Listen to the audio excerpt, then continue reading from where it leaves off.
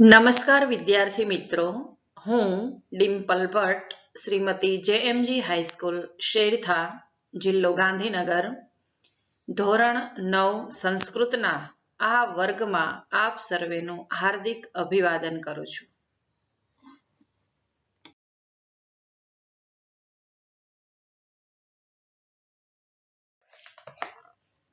આજે આપણે અભ્યાસ કરીશું પ્રકરણ 20 સંસ્કૃત ભાષાયાઃ વૈશિષ્ટ્યમ, સંસ્કૃત ભાષાની વિશેષતાઓ. સંસ્કૃત ભાષાની અનેક વિશેષતાઓ છે. એક તો આ આપણા ભારતની પ્રાચીનતમ ભાષા છે. વળી તે આપણી સાંસ્કૃતિક રાષ્ટ્રભાષા પણ છે. તે ભારતીય પ્રાચીન સભ્યતા તથા સંસ્કૃતિ વાહક છે. આ ઉપરાંત સંસ્કૃત ભાષા માત્ર ભારતીય ભાષાઓની જ નહીં, પરંતુ વિશ્વની અનેક ભાષાઓની જનની છે. વિશ્વની બધી જ ભાષાઓનો ઉદ્ભવ સંસ્કૃતમાંથી થયો છે. તેથી તે બધી જ ભાષાઓની જનની એટલે માતા છે. સંસ્કૃતની ખ્યાતિ સર્વત્ર છે. સર્વત્ર એટલે બધે જ વિશ્વમાં ખૂણે ખૂણે સંસ્કૃતની ખ્યાતિ આપણને જોવા મળે છે. તેનું એક જ ઉદાહરણ લઈએ તો જર્મનીમાં સંસ્કૃતનું અનોખું મહત્વ છે. તમને જાણીને કદાચ આશ્ચર્ય થશે, પણ એ વાત સત્ય છે કે રશિયન અને જર્મન ભાષાના મોટા ભાગના શબ્દો સંસ્કૃત ભાષામાંથી જ લેવામાં આવ્યા છે. પરિણામે આજે ખાસ કરીને જર્મનીમાં લગભગ 14 જેટલી યુનિવર્સિટીઓમાં સંસ્કૃતનો અભ્યાસક્રમ પણ ચાલે છે. ત્યાંની સરકારે સંસ્કૃત માટે અલગ ખાતું ફાળવ્યું છે. જર્મન ભાષાના લગભગ શબ્દો સંસ્કૃતમાંથી ઉતરી આવ્યા છે.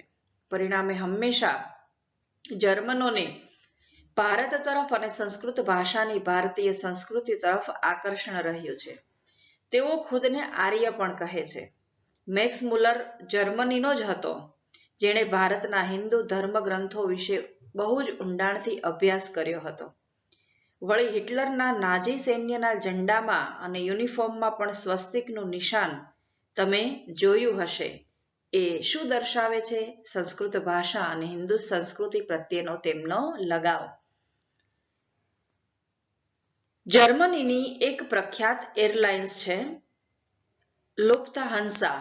આ નામમાં પૂર્ણ રીતે સંસ્કૃત ભાષા જ વપરાય છે એમ કહો તો ચાલે. નામમાં છે હંસા. શબ્દ એ ખરેખર હંસ જ છે. આ ઉપરાંત લુપ્ત એટલે કે જે હવે નથી, લુપ્ત થઈ રહ્યું છે તે. આજે હંસ જેવું ભવ્ય પક્ષી જોવા મળતું નથી. ધીમે ધીમે નષ્ટપ્રાય થઈ ચૂક્યું છે. જર્મન એરલાઇનનું નામ આ કારણથી જ લુફ્થહાન્સા, હંસનું ઉડ્ડયન ઊંચી કક્ષાનું ગણવામાં આવે છે. એ ઉડે ત્યારે બહુ જ અદ્ભુત પક્ષી લાગે છે. તો આ રીતે આપણે એક ઉદાહરણ જોયું કે સંસ્કૃતિની ખ્યાતિ એ સર્વત્ર ફેલાયેલી છે. પરંતુ અત્યારે તે પ્રાચીન જમાનાની જેમ બોલચાલની ભાષા રહી નથી. આને લીધે લોકોને તેની સાથે આત્મીયતા બંધાતી નથી. એક ભાષા તરીકે સંસ્કૃતની જે ખૂબીઓ છે તે જન સમાજે જાણવી જરૂરી છે. પ્રસ્તુત પાઠમાં તે દિશામાં પ્રવૃત્તિનો ઉપક્રમ અને પ્રયત્ન છે. અહીં સંસ્કૃતની ભાષાગત વિશેષતાઓની સાથે તેનામાં રહેલું અભિવ્યક્તિનું સામર્થ્ય અને અભિવ્યક્તિ માટેના વિવિધ વિકલ્પોને સમજાવવાનો ઉપક્રમ રાખ્યો છે. તો જોઈએ સંસ્કૃત ભાષાની વિશેષતાઓ. શરૂ કરીએ. પ્રથમ પેરેગ્રાફ. વયમ જાનીમઃ. વયમ એટલે આપણે, જાનીમઃ એટલે જાણીએ છીએ કે સંસ્કૃત ભાષા સર્વાસામ એટલે બધી, ભારતીય ભાષાણામ એટલે ભારતીય ભાષાઓની, જનની એટલે માતા, વર્તતે એટલે છે. આપણે જાણીએ છીએ કે સંસ્કૃત ભાષા બધી ભારતીય ભાષાઓની માતા છે. અથ ચ સંસારે અને વળી તે સંસારમાં જે ભાષા એટલે ભાષાઓ, સંતિ એટલે છે, તાસુ એટલે તેમાંની, પ્રાચીનતમા ભાષા એટલે તેમાંની સૌથી પ્રાચીન ભાષા છે. સંસારમાં જે ભાષાઓ છે તે સર્વમાં તે સૌથી પ્રાચીન ભાષા છે. અસ્યા ભાષાયાઃ, આ ભાષામાં અનેક વિધમ એટલે અનેક પ્રકારની વૈશિષ્ટ્યમ અસ્તિ એટલે વિશેષતાઓ છે. આ ભાષાની અનેક પ્રકારની વિશેષતાઓ છે. અત્ર અહીં ઉદાહરણ રૂપે કિંચિત એટલે કેટલીક વૈશિષ્ટ્યમ પ્રદર્શયામઃ કેટલીક વિશેષતાઓ પ્રદર્શયામ એટલે પ્રદર્શિત કરીએ છીએ કે એમાંની કેટલીક વિશેષતાઓ છે એ કંઈક વિશેષતા અહીં પ્રદર્શિત કરીએ. પ્રથમ વિશિષ્ટ્ય પહેલી વિશેષતા પહેલી એની જે વિશિષ્ટતા છે વિશેષતા એ જોઈએ. સંસારસ્ય સમસ્તેષુ પુસ્તકાલયેષુ પ્રાચીનતમઃ ગ્રંથઃ વર્તતે ઋગ્વેદ. સંસારસ્ય એટલે સંસારની જે બધી ભાષાઓ છે એમાં સંસારના બધા જ પુસ્તકાલયેષુ એટલે પુસ્તકાલયોમાં પ્રાચીનતમ એટલે સૌથી પ્રાચીન ગ્રંથ એટલે ગ્રંથ ઋગ્વેદ વર્તતે એટલે ઋગ્વેદ છે. સૌથી જૂની ભાષા તો સંસ્કૃત છે પણ સંસારના બધા પુસ્તકાલયોમાં સૌથી જૂનો જો કોઈ ગ્રંથ હોય તો એ ઋગ્વેદ છે. અયમપી આ પણ સંસ્કૃત ભાષાયા એવ ગ્રંથ આ પણ સંસ્કૃત ભાષાનો જ ગ્રંથ છે. એવમ સંસારસ્ય પ્રથમ પુસ્તકમપી આ સંસારનું પ્રથમ પુસ્તક અપી એટલે પણ સંસ્કૃતસ્યૈવ વર્તતે સંસ્કૃતનું જ છે. ન તો કસ્યાચિત અન્યસ્ય ભાષાયા નહીં કે બીજી કોઈ ભાષાનું કે આ એની વિશેષતા છે કે સંસારનું પ્રથમ પુસ્તક જો પુસ્તકાલયનું કોઈ હોય તો એ ઋગ્વેદ છે બીજી ભાષાઓનું નથી. અને બધા જ પુસ્તકાલયોમાં સૌથી જો પ્રાચીન જો કોઈ ગ્રંથ હોય તો એ ઋગ્વેદ છે અને એ પણ સંસ્કૃત ભાષાનો જ ગ્રંથ છે. એ વિશેષતા અહીં પહેલી બતાવવામાં આવી છે. અનુવાદ જોઈ લઈએ બંને પેરેગ્રાફનો. આપણે જાણીએ છીએ કે સંસ્કૃત ભાષા બધી ભારતીય ભાષાઓની માતા છે. વળી સંસારમાં જે ભાષાઓ છે તે સર્વમાં તે સૌથી પ્રાચીન ભાષા છે. આ ભાષાની અનેક પ્રકારની વિશેષતાઓ છે. અહીં ઉદાહરણ તરીકે અમે કંઈક વિશેષતા પ્રદર્શિત કરીએ છીએ. પહેલી વિશેષતા સંસારના બધા પુસ્તકાલયોમાં સૌથી જૂનો ગ્રંથ ઋગ્વેદ છે. આ પણ સંસ્કૃત ભાષાનો જ ગ્રંથ છે. આમ સંસારનું પ્રથમ પુસ્તક પણ સંસ્કૃતનું જ છે બીજી કોઈ ભાષાનું નહીં. તો અહીં આપણે પહેલી વિશેષતા જોઈ. આપણે એક એક કરીને જોઈશું કે કેટલી વિશેષતાઓ છે. પહેલી વિશેષતા જોઈ કે સૌથી જૂનો ગ્રંથ ઋગ્વેદ છે અને પુસ્તકાલયોમાં સૌથી પહેલું પુસ્તક ઋગ્વેદ છે જે સંસ્કૃત ભાષાનો ગ્રંથ છે. આ એની પહેલી વિશેષતા છે.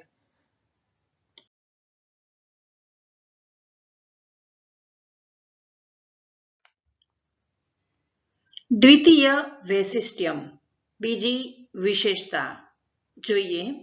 સંસ્કૃત ભાષાયાઃ યા વર્ણમાલા અસ્તિ સંસ્કૃત ભાષાની જે વર્ણમાલા છે તત્ર યહ વર્ણક્રમ નિર્ધારિતઃ વર્તતે તેના વર્ણોનો જે ક્રમ નિર્ધારિત એટલે કે નક્કી કરેલો છે સહ એટલે તે વૈજ્ઞાનિક તાર્કિક ચ અસ્તિ તે વૈજ્ઞાનિક અને તાર્કિક છે. બીજી વિશેષતા છે કે સંસ્કૃત ભાષાની જે વર્ણમાલા છે તેમાં વર્ણોનો જે ક્રમ નક્કી કરેલો છે તે વૈજ્ઞાનિક અને તાર્કિક છે. પ્રકૃતિતઃ એટલે પ્રકૃતિએ કુદરતે સર્વેભ્ય માનવેભ્ય બધા જ મનુષ્યોને યત એટલે જે ઉચ્ચારણ તંત્રમ પ્રાપ્તમ અસ્તિ ઉચ્ચારણ તંત્ર આપ્યું છે કે પ્રકૃતિએ કુદરતે બધા જ મનુષ્યોને એક ઉચ્ચારણ તંત્ર આપ્યું છે કે જેનાથી આપણે શબ્દોનું ઉચ્ચારણ કરી શકીએ. તસ્ય અનુસરણમ કૃત્વા તેનું અનુસરણ કરીને અત્ર વર્ણમાલાયા અહીં વર્ણમાલાના વર્ણાનામ ક્રમ એટલે કે વર્ણોનો ક્રમ નિર્ધારિતો વર્તતે એટલે નક્કી કરાયો છે. બધા મનુષ્યોને કુદરત પાસેથી જે ઉચ્ચારણ તંત્ર મળ્યું છે તેનું અનુસરણ કરીને અહીં વર્ણમાલામાં વર્ણોનો ક્રમ નક્કી કરેલો છે. ઉચ્ચારણ તંત્રસ્ય અનુસાર ઉચ્ચારણ તંત્રની અનુસાર એટલે તે પ્રમાણે અકારસ્ય ઉચ્ચારણમ પ્રથમ ભવતિ. અકારનું ઉચ્ચારણ પહેલા થાય છે. કે ઉચ્ચારણ તંત્ર પ્રમાણે જોઈએ તો આપણે ગળામાંથી અ શબ્દ કહેવાય છે કે સૃષ્ટિમાં સૌ પ્રથમ ઓમ શબ્દનું ઉચ્ચારણ થયું હતું. તો અકારનું ઉચ્ચારણ આપણે બોલવા કહી જઈએ તો અનું ઉચ્ચારણ પ્રથમ થતું હોય છે. એટલે વર્ણમાલા પણ અકાર પહેલો છે એવું વૈજ્ઞાનિક રીતે નક્કી અને નિર્ધારિત થયેલું અહીં જોવા મળે છે. જો આ પંક્તિ જોઈએ આપણે કે કુદરતે જે ઉચ્ચારણ આપ્યું છે તેને અનુસરણ કરીને વર્ણમાલામાં વર્ણનો ક્રમ નક્કી કરેલો હોય છે. ઉચ્ચારણ તંત્ર પ્રમાણે અકારનું ઉચ્ચારણ પહેલા થાય છે. અતઃ આથી વર્ણમાલાયઃ અકારઃ પ્રથમ વર્તતે. આથી વર્ણમાલામાં અકાર પહેલો છે એવું એમણે ધ્યાન રાખ્યું છે કે વર્ણમાલામાં પણ આપણે સ્વર જોઈએ તો સ્વરમાં અનું સ્થાન પહેલું છે, અકાર પ્રથમ છે. એવમેવ વ્યંજન વર્ણેશુ. આવી જ રીતે વ્યંજન વર્ણોમાં પણ કકારસ્ય ક્રમઃ પૂર્વ ચકારસ્ય ચ ક્રમ પશ્ચાત વર્તતે તસ્યાપી કારણમિદમ એવ. એવમ એવ સંધિ છે એવમ એવ. આવી જ રીતે વ્યંજન વર્ણોમાં પણ કકારનો ક્રમ, કકાર એટલે ક વ્યંજન, કખ ગઘ ન આપણે જે કંઠ્ય વર્ણ છે તે, કકારનો ક્રમ પહેલા અને ચકારનો ક્રમ પછી છે, ચ વર્ગ પછી છે, ક પછી. તેનું પણ આ જ કારણ છે. અન્યાસુ ભાષાસુ બીજી ભાષાઓમાં યાહ વર્ણમાલા સંતિ જે વર્ણમાલા છે તત્ર તેમાં એતાદશ તાર્કિક વૈજ્ઞાનિકશ્ચ ક્રમ ન મિલતી. કે બીજી જે ભાષાઓ છે તેમાં વર્ણમાલાઓ તો છે પણ ત્યાં આવો તાર્કિક અને વૈજ્ઞાનિક ક્રમ મળતો નથી. તો આ સંસ્કૃત ભાષાની વિશિષ્ટતા છે કે જેનું ઉચ્ચારણ સ્થાનમાં પ્રથમ સ્થાન હોય, પ્રથમ ઉચ્ચારણ જેનું થતું હોય એનું વર્ણમાલા પણ પ્રથમ માલામાં પણ એનો પ્રથમ ક્રમ આપેલો છે. વ્યંજનોમાં અને સ્વરોમાં આવું ધ્યાન રાખવામાં આવ્યું છે અને તે તાર્કિક અને વૈજ્ઞાનિક છે જે બીજી ભાષાઓમાં જોવા મળતું નથી. અનુવાદ જોઈ લઈએ. બીજી વિશેષતા, સંસ્કૃત ભાષાની જે વર્ણમાલા છે તેમાં વર્ણોનો જે ક્રમ નક્કી કરેલો છે તે વૈજ્ઞાનિક અને તર્કસંગત છે. બધા મનુષ્યોને કુદરત પાસેથી જે ઉચ્ચારણ તંત્ર મળ્યું છે તેને અનુસરીને અહીં વર્ણમાલામાં વર્ણોનો ક્રમ નક્કી કરેલો છે. ઉચ્ચારણ તંત્ર પ્રમાણે અકારનું ઉચ્ચારણ પહેલું થાય છે. આથી વર્ણમાલામાં અકાર પહેલો છે. એ જ રીતે વ્યંજન વર્ણોમાં કકારનો ક્રમ પહેલા અને ચકારનો ક્રમ પછી છે તે પણ આનું જ કારણ છે. બીજી ભાષાઓમાં જે વર્ણમાલાઓ છે ત્યાં આવો તર્કસંગત અને વૈજ્ઞાનિક ક્રમ મળતો નથી. ત્રીજી વિશેષતા, આચાર્યેણ પાણિનિના વિરચિતમ. આચાર્ય પાણિનિ રચિત અષ્ટાધ્યાયી નામના એટલે કે અષ્ટાધાયી નામનું પ્રસિદ્ધ સંસ્કૃત વ્યાકરણ માનવ મસ્તિષ્કસ્ય માનવના મસ્તિષ્કની સર્વોત્તમા કૃતિ વર્તતે. સર્વશ્રેષ્ઠ કૃતિ છે. ત્રીજી વિશેષતા, આચાર્ય પાણિનિએ રચેલું અષ્ટાધ્યાયી નામનું પ્રસિદ્ધ સંસ્કૃત વ્યાકરણ માનવના મસ્તિષ્કની સર્વશ્રેષ્ઠ કૃતિ છે. માનવ મસ્તિષ્કસ્ય એ તત્પુરુષ સમાસનું ઉદાહરણ છે. સર્વોત્તમા એ પણ તત્પુરુષ સમાસ છે અને કૃતિ શબ્દનો સમાનાર્થી શબ્દ થાય છે રચના. એતાદશ વ્યાકરણમ અન્યત્ર ન ઉપલભ્યતે. આવું વ્યાકરણ બીજે ક્યાંય પ્રાપ્ત થતું નથી. ઉપલભ્યતે એ વર્તમાન કાળનું ઉદાહરણ છે. અહીં આચાર્ય પાણિનિની વાત કરવામાં આવી છે. તેમના બચપન વિશે એક પ્રસંગ જોઈએ આપણે. મહાન વ્યાકરણના આચાર્ય પાણિનિ જે અષ્ટાધ્યાયી ગ્રંથના કર્તા છે અને સંસ્કૃતના કવિ છે. ઈસવીસન પૂર્વે 4થી સદીમાં એ જ્યારે નાના હતા ત્યારે એક જ્યોતિષ એની હથેળી જુએ છે અને શું કહે છે જુઓ. એક મહત્વકાંક્ષી કિશોરની હથેળી જોઈને કોઈ જ્યોતિષીએ કહ્યું, તારા હાથમાં વિદ્યા નથી. એ સિવાયની બધી રેખાઓ સારી છે. તું સમૃદ્ધિ અને કીર્તિ મેળવીશ પણ વિદ્યા નહીં, કેમ કે એ રેખા ઘણી ટૂંકી અને ઓછી છે અને ખૂબ આછી છે. પંડિતજી, એ કિશોરે કહ્યું, વિદ્યા વિનાની કીર્તિ અને સમૃદ્ધિનું હું શું કરીશ? મારા હાથમાં એ રેખા ટૂંકી છે તો હું એને લાંબી કરી દઈશ. અને તરત એક ચપ્પુ લઈને એણે હથેળીમાં મોટો ચીરો પાડીને વિદ્યાની રેખા લાંબી કરી નાખી. અરે ગાંડા, આ રીતે તો કઈ ભાગ્ય ઘડી શકાય ભલા? જ્યોતિષીએ ગભરાઈને કહ્યું. એ કિશોર મોટો થઈને સંસ્કૃતનો એક મહાન વ્યાકરણ આચાર્ય બન્યો, જેનું નામ છે પાણિની. આ હતો પાણિની. પાંચમી વિશેષતા અને ચોથી વિશેષતા જે છે એ રામાયણ અને મહાભારત, જે આપણા હિન્દુ ધર્મના ગ્રંથો માનવામાં આવે છે, એ છે. હવે જોઈએ ચોથી વિશેષતા. સંસ્કૃત ભાષાયામ મહાભારત નામના, સંસ્કૃત ભાષામાં મહાભારત નામનો પ્રસિદ્ધ એક ગ્રંથ વર્તતે, એક પ્રસિદ્ધ ગ્રંથ છે. વર્તતે વર્તમાન કાળનું ઉદાહરણ છે. સહ લક્ષ શ્લોક, તેમાં 1,00,000, લક્ષ એટલે લાખ, શ્લોક પરિમિત એટલે પરિમાણ વાળો છે. તે 1,00,000 શ્લોકોના પરિમાણ વાળો છે. એતાદશ વિશાલકાય, આવો વિશાળ ગ્રંથ, વિશાલકાય બહુવ્રીહી સમાસ છે. ગ્રંથ નિખિલે અપી સંસારે નાસ્તિ, આખા સંસારમાં નથી. ઇદમ અપી સંસ્કૃતસ્ય અપરમ વૈશિષ્ટ્યમ, આ પણ સંસ્કૃતની અન્ય વિશેષતા છે. મહાભારત વિશે વિશેષ જાણકારી પ્રાપ્ત કરીએ તો મહાભારત એ મુનિ વેદ વ્યાસે લખેલું મહાકાવ્ય છે. એવી માન્યતા છે કે જેની ગણના સ્મૃતિ ગ્રંથોમાં કરવામાં આવે છે. મહાભારત ભારતીય સંસ્કૃતિની સૌથી પ્રસિદ્ધ કથા છે. હિન્દુ ધર્મના 2 મહાન ગ્રંથોમાં રામાયણ અને મહાભારતનો સમાવેશ થાય છે. આ કથાના કેન્દ્રમાં કુરુવંશના 2 ભાઈઓના પુત્રો 5 પાંડવો અને 100 કૌરવો વચ્ચેની શત્રુતાની વાત છે, જે આગળ જતા એક અત્યંત મોટા યુદ્ધમાં પરિણમે છે. યુદ્ધમાં વિષ્ણુનો 8મો અવતાર કૃષ્ણ પાંડવોના પક્ષમાં અર્જુનના સારથી બને છે. જે દરમિયાન તે અર્જુનને ઉપદેશ આપે છે. આ ઉપદેશ મહાભારતના એક ખંડમાં રહેલો છે, જેને ભગવદ્ ગીતા કહે છે. મહર્ષિ વેદવ્યાસના પ્રિય શિષ્ય વૈશંપાયન દ્વારા જન્મેજયને આ કથા વિસ્તારપૂર્વક કહેવામાં આવી હતી. તેથી તેનું એક નામ જૈન સંહિતા તરીકે પણ ઓળખવામાં આવે છે. હવે જોઈએ પાંચમી વિશેષતા રામાયણની.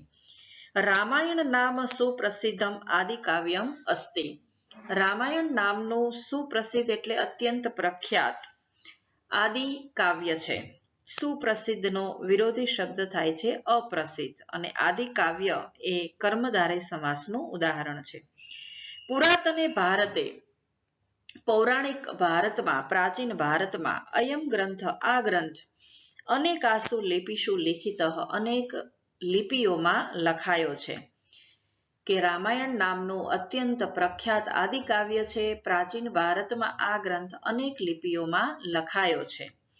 સંપ્રતિ એટલે કે હાલમાં, અત્યારે તે નેવારી, મૈથિલી, બંગાળી, દેવનાગરી, તેલુગુ ગ્રંથ, મલયાલમ, શારદા ઇત્યાદિષુ એટલે કે વગેરે લિપિષુ લિખિત મિલતી, વગેરે લિપિઓમાં લખાયેલો મળે છે. સંસ્કૃત ભાષાયા એતાદશા બહવો ગ્રંથા સંતિ. સંસ્કૃત ભાષામાં આવા ઘણા ગ્રંથો છે જે પ્રાચીન કાલે, પ્રાચીન સમયમાં અનેકાસુ લિપિષુ લિખિતા, પ્રાચીન સમયમાં અનેક લિપિઓમાં લખાયેલા છે. એતાદશ ઉપક્રમ ન એતાદશઃ ઉપક્રમ અપી સંસ્કૃતસ્યૈવ વૈશિષ્ટ્યમ વર્તતે. આવી યોજના પણ સંસ્કૃતની જ વિશેષતા છે. ત્રણેય વિશેષતાઓનો અનુવાદ જોઈ લઈએ.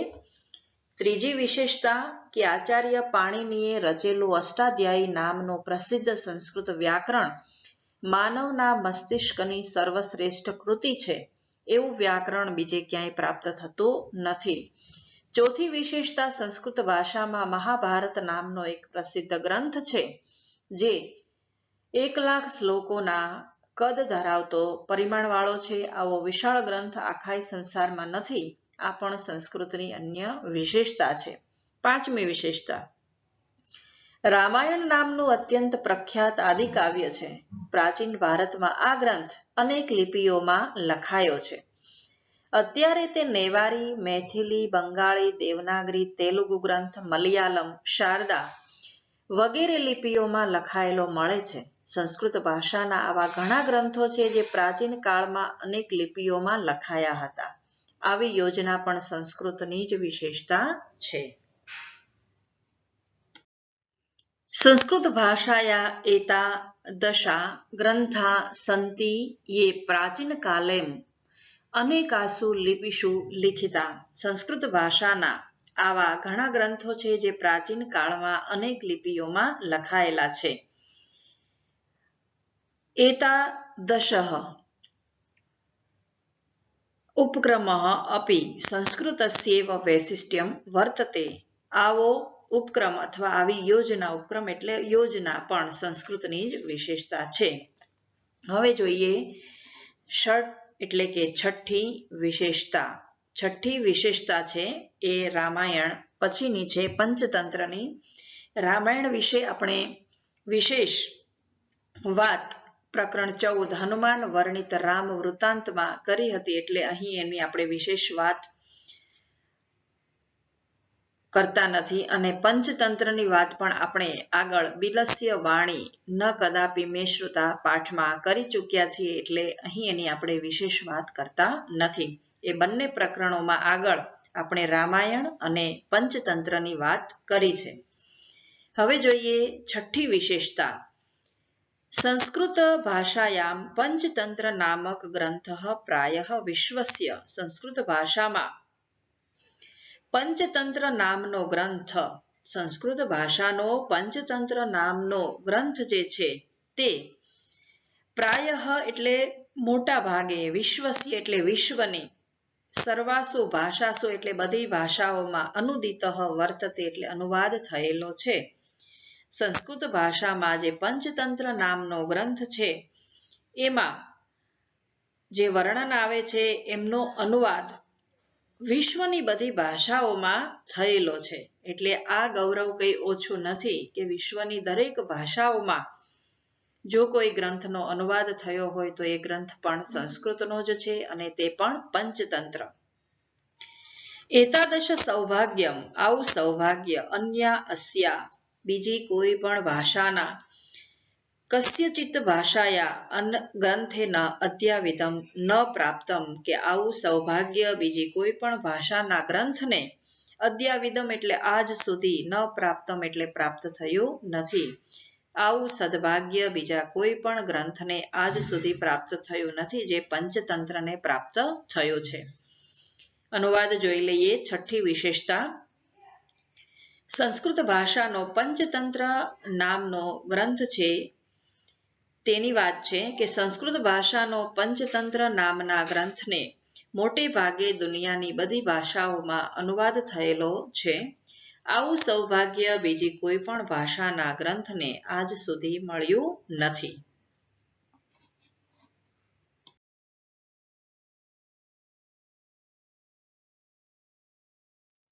સપ્તમ વૈશિષ્ટ્યમ, સાતમી વિશેષતા. સંસ્કૃત સાહિત્યે દશકુમાર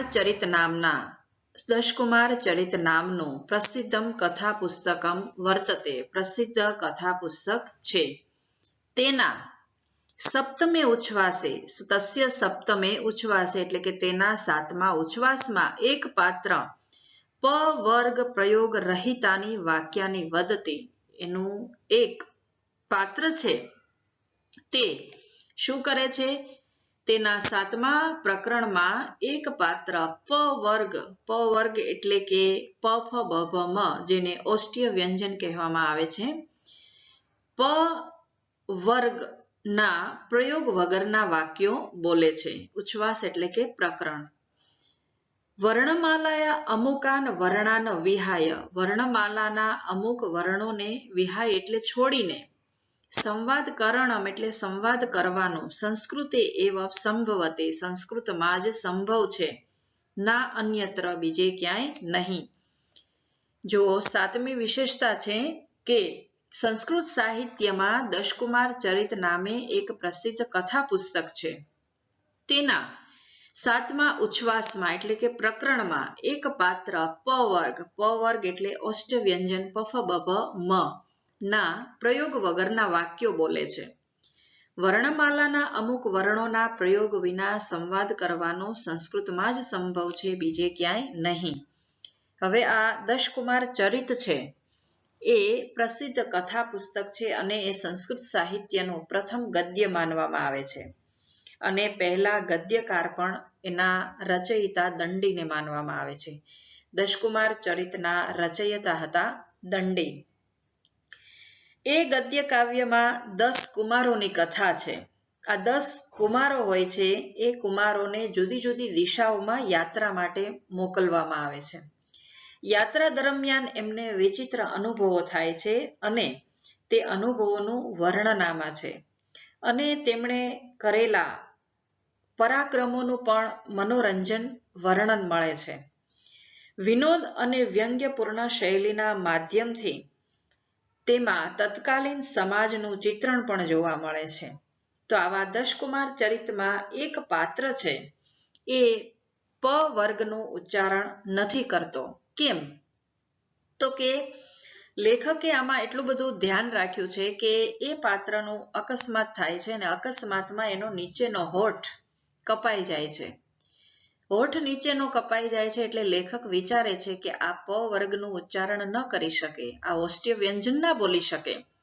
હવે આપણે એ પાત્ર પાસેથી ઓષ્ટ્ય વ્યંજન ના બોલાવી શકીએ કેમ કે આપણે કથામાં આગળ એનો હોઠ કપાઈ ગયો છે એવું બતાવ્યું છે. એટલે લેખક છે એ બીજા એના સમાનાર્થી જે શબ્દો હોય એનું ઉચ્ચારણ કરાવે છે, પણ જેમાં પ વર્ગનું ઉચ્ચારણ થતું હોય એવા સંવાદ એની પાસેથી બોલાવતા નથી. જુઓ કેટલું બધું ધ્યાન રાખ્યું છે લેખકે અને કેટલી બધી ચીવટથી, કાળજીથી એમણે આ સંવાદો લખ્યા હશે. અને સંસ્કૃત ભાષામાં શબ્દોનું એટલું બધું ભંડોળ છે કે આપણે એક શબ્દ છોડી અને બીજા શબ્દને પણ ત્યાં મૂકી શકીએ એટલા બધા એમના સમાનાર્થી શબ્દો પણ આપણને મળી આવે છે. તો આ વિશેષતા એ કઈ નાની સૂની વિશેષતા નથી કે કોઈ પાત્ર પાસેથી આપણે પ વર્ગના વ્યંજનોને ન બોલાવીને પણ સંવાદ કરી શકીએ. 8મી વિશેષતા છે એકસ્ય વર્ણસ્ય પ્રયોગેણ, એક જ વર્ણના પ્રયોગથી કાવ્ય કરણામ એટલે કાવ્ય કરવું સંસ્કૃત એવ સંભવતી સંસ્કૃતમાં જ સંભવે છે. કે એક જ વર્ણના પ્રયોગથી કાવ્ય કરવું એ સંસ્કૃતમાં જ સંભવ છે. મહાકવિના માઘેન વિરચિતે, મહાકવિ માઘે રચેલા શિશુપાલ વધ મહાકાવ્યે, શિશુપાલ વધ નામના મહાકાવ્યમાં નકારસ્ય દકારસ્ય ચ એકમાત્રસ્ય વર્ણસ્ય, નકાર અને દકાર એવા એકમાત્ર વર્ણના પ્રયોગ વડે નિર્મિતાની એટલે નિર્માણ કરીને પદ્યાની અસ્ય પ્રમાણાની અસ્તિ, પદ્યો રચેલા છે એ આનું પ્રમાણ છે. 8મી વિશેષતા જોઈએ કે એક વર્ણના પ્રયોગથી કાવ્ય રચવાનું સંસ્કૃતમાં જ સંભવ છે. મહાકવિ માઘે રચેલા શિશુપાલ વધ નામના મહાકાવ્યમાં એકમાત્ર દકાર અને નકારના વર્ણના પ્રયોગ વડે રચેલા પદ્યો એના પ્રમાણ છે. એવમ આ પ્રમાણે સંસ્કૃતસ્ય અનેકાની વૈશિષ્ટ્યાની સંતિ, આ પ્રમાણે સંસ્કૃતની અનેક વિશેષતાઓ છે. હવે જો 8મી વિશેષતાને આપણે વિશેષ કરીને જોઈએ તો કે દકાર અને નકાર, દકાર અને નકાર એટલે દ અને ન વર્ણથી જ પદ્યો રચ્યા છે. જો આ કેટલું કઠિન કામ છે કે એક જ અક્ષરનો ઉપયોગ કરી અને પદ્યોની રચના કરવી ને એ બહુ કઠિન કામ છે. દકાર અને નકારના પ્રયોગથી એમણે પદ્યોની રચના કરી છે અને આ સંસ્કૃતમાં જ સંભવ છે, બીજી કોઈ પણ ભાષામાં નહીં. હવે શિશુપાલ કોણ હતો અને એનો વધ કઈ રીતે થયો એ જોઈએ તો કોણ હતો પહેલા આ શિશુપાલ? તો શિશુપાલ 3 જન્મોથી શ્રી કૃષ્ણ સાથે વેરભાવ રાખતો હતો. આ જન્મમાં પણ તે વિષ્ણુની પાછળ પડી ગયો હતો. હકીકત શિશુપાલ ભગવાન વિષ્ણુનો દ્વારપાલ હતો, જેને સનકાદિક મુનિઓએ શ્રાપ આપ્યો હતો. તે જય અને વિજય પોતાના પહેલા જન્મમાં હિરણ્યકશ્યપ અને હિરણાક્ષ, બીજા જન્મમાં રાવણ અને કુંભકર્ણ તથા ત્રીજા જન્મમાં કંસ અને શિશુપાલ હતો. આ શિશુપાલ નો જન્મ થયો અને ભગવાન શ્રી કૃષ્ણએ 100 વખત એને ક્ષમા કરવાનું વચન કેમ આપ્યું હતું એ જોઈએ. હવે શિશુપાલ કૃષ્ણની ફોઈનો પુત્ર હતો. જ્યારે શિશુપાલનો જન્મ થયો ત્યારે તેને 3 નેત્ર તથા 4 ભુજાઓ હતી. તે ગધેડાની જેમ રડી રહ્યો હતો. માતા પિતા તેનાથી ડરીને તેનો પરિત્યાગ કરી દેવા માંગતા હતા. પરંતુ ત્યારે આકાશવાણી થઈ કે બાળક બહુ વીર થશે તથા તેના મૃત્યુનું કારણ તે વ્યક્તિ હશે જેના ખોળામાં જવાથી બાળક પોતાના મસ્તક પર સ્થિત નેત્ર તથા 2 ભુજાઓનો ત્યાગ કરશે. આ આકાશવાણી અને તેના જન્મના વિષયમાં જાણીને અનેક વીર રાજા તેને જોવા આવ્યા હતા. શિશુપાલના પિતાએ તમામ વીરો અને રાજાઓના ખોળામાં બાળકને આપ્યું. અંતમાં શિશુપાલના મામાનો ભાઈ શ્રી કૃષ્ણના ખોળામાં જતા તેની 2 ભુજાઓ પૃથ્વી પર પડી ગઈ તથા મસ્તકમાં જે નેત્ર હતું તે લલાટમાં જ વિલીન થઈ ગયું. તેના વિશે બાળકની માતા ખૂબ દુઃખી થઈ અને દુઃખી થઈને શ્રી કૃષ્ણ પાસે તેના પ્રાણોની રક્ષાની માગણી કરી. શ્રી કૃષ્ણે કહ્યું કે હું તેના 100 અપરાધોની ક્ષમા કરવાનું વચન આપું છું. કાલાંતરમાં શિશુપાલે અનેક વખત શ્રી કૃષ્ણનું અપમાન કર્યું અને તેમને ગાળો આપી, પરંતુ શ્રી કૃષ્ણ તેને ક્ષમા કરી દેતા હતા. હવે શિશુપાલનો વધ કઈ રીતે થયો? તો કે એક વખતની વાત છે કે જરાસંઘનો વધ કર્યા પછી શ્રી કૃષ્ણ, અર્જુન અને ભીમ ઇન્દ્રપ્રસ્થ પાછા આવી જાય છે. ત્યારે ધર્મરાજ યુધિષ્ઠિરે રાજસૂય યજ્ઞની તૈયારી કરી હતી. તે યજ્ઞના ઋષિ આચાર્ય હોય છે. હવે આચાર્યો અને સભાસદો મળી અને એક વાત નક્કી કરે છે કે સૌ પ્રથમ પૂજા કોની કરવી? તો સહદેવ અને બીજા બધા એને સહકાર આપે છે કે શ્રી કૃષ્ણની પૂજા સૌ પ્રથમ કરીશું. ત્યારે શિશુપાલ એનો વિરોધ કરે છે અને શ્રી કૃષ્ણને અપશબ્દો કહે છે. શિશુપાલના મુખમાંથી અશબ્દો નીકળતા શ્રી કૃષ્ણ પોતાનું સુદર્શન ચક્ર છોડે છે, એના 100 અપરાધ માફ કરે છે અને પછી પલક ઝપકતા જ સુદર્શન ચક્રથી શિશુપાલનું માથું કપાઈને પડી જાય છે. તેના શરીરની એક જ્યોતિ નીકળીને ભગવાન શ્રી કૃષ્ણની અંદર સમાઈ જાય છે. આ રીતે શિશુપાલનો વધ થાય છે. એ શિશુપાલ વધની અહીં લેખકે વાત કરી છે. શિશુપાલ વધ મહાકાવ્યમાં, જે માઘ રચિત મહાકાવ્ય છે તેમાં. તો આવા પ્રકારની સંસ્કૃતની અનેક વિશેષતાઓ છે જેને આપણે અહીં જાણી. તો સંસ્કૃત ભાષાનું મહત્વ સૌ પ્રથમ આપણે જાણીએ, એનું ગૌરવ આપણે લઈએ. વિદેશમાં તો એનું ગૌરવ છે જ. આપણે એક ઉદાહરણ પણ જોયું રશિયન અને જર્મનીનું. પણ એના પહેલા આપણે તેનું ગૌરવ લઈએ, આપણી સંસ્કૃતિનું પણ આપણે ગૌરવ લઈએ. આપણે આપણી ખૂબસૂરતીને નથી જોતા, બીજાની ખૂબસૂરતી જોઈએ છીએ. સૌ પ્રથમ તો જરૂર છે આપણે આપણી ભાષાઓનું મહત્વ સમજવાની. દેવભાષા સંસ્કૃત અને રાષ્ટ્રભાષા હિન્દીનું આપણે મહત્વ સમજીએ અને આપણા માનનીય મુખ્યમંત્રી શ્રી નરેન્દ્ર મોદી સાહેબ હિન્દી ભાષાને ખૂબ મહત્વ આપે છે અને એમનું જ્યાં પણ વક્તવ્ય હોય ત્યાં એ હિન્દી ભાષામાં બોલવાનું જ વધારે પસંદ કરે છે. તો આપણે પણ આજે આ પાઠ ભણી અને એક પ્રણ લઈએ કે આપણે પણ આપણી ભાષાની ગરિમાને વધારીશું, એનું મહત્વ આપણે સમજીશું અને અન્ય લોકોને પણ તે ભાષા પ્રત્યે તેની મહત્તા અને તેનું ગૌરવ જળવાઈ રહે તેવો પ્રયત્ન કરીશું. હવે જોઈએ ટિપ્પણી. ટિપ્પણી. નામ પુલ્લિંગ.